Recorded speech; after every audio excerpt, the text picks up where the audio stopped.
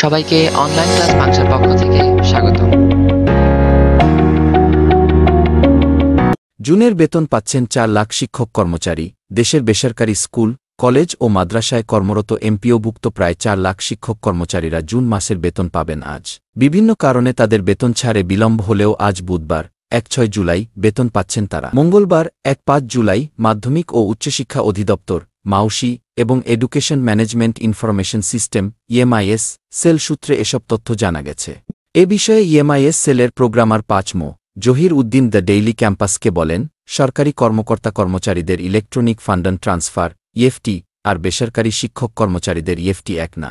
বেসরকারি শিক্ষা প্রতিষ্ঠানে কর্মরতদের ইএফটির জন্য প্রতি মাসে অনুমোদন নিতে হয়, তবে সরকারিদের ক্ষেত্রে এ অনুমোদনের প্রয়োজন হয় না, যার কারণে ইএফটিতে বেতন ভাতা দেওয়ার উদ্যোগ নেওয়া হলেও শিক্ষক কর্মচারীরা এর সুফল পাচ্ছেন না।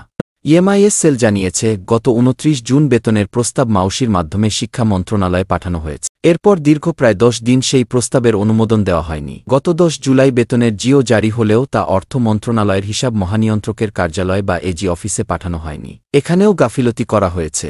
জিও জারির ৩ দিন পর গতকাল সোমবার জুন মাসের বেতনের জিও এজি অফিসে পাঠানো হয়েছে। আজ মঙ্গলবার সন্ধ্যার পর অথবা আগামীকাল বুধবার শিক্ষক কর্মচারীরা জুন মাসের বেতন পাবেন। নাম অপ্রকাশিত রাখার শর্তে ইএমআইএস সেলের এক কর্মকর্তা দ্য ডেইলি ক্যাম্পাসকে বলেন, ৩টি কারণে শিক্ষক কর্মচারীদের জুন মাসের বেতন দিতে বিলম্ব হয়েছে। এর মধ্যে প্রথম কারণটি হচ্ছে শিক্ষা প্রতিষ্ঠান থেকে যথাসময়ে বেতনের প্রস্তাব বিল পাঠানো হয়নি, যার ফলে পুরো প্রক্রিয়ায় ধীরগতিতে এগিয়েছে। দ্বিতীয়ত, শিক্ষা মন্ত্রণালয়ের উদাসীনতা ও সময়মতো ব্যবস্থা না নেওয়ার কারণে বিল অনুমোদনে বিলম্ব হয়েছে। বিশেষ করে বেতনের জিও গভর্নমেন্ট অর্ডার জারিতে দেরি হয়েছে, যা অর্থ ছাড়ের প্রক্রিয়াকে প্রভাবিত করেছে। তৃতীয় কারণটি কাঠামোগত, প্রতি মাসেই নতুন করে বেতনের প্রস্তাব পাঠাতে হয়, যা একটি সময়সাপেক্ষ প্রক্রিয়া এবং এতে প্রাতিষ্ঠানিক ও প্রশাসনিক ধাপ পার হতে হয়। এ সমস্যা সমাধান না হলে ইএফটির সুবিধা পাবেন না শিক্ষক কর্মচারীরা।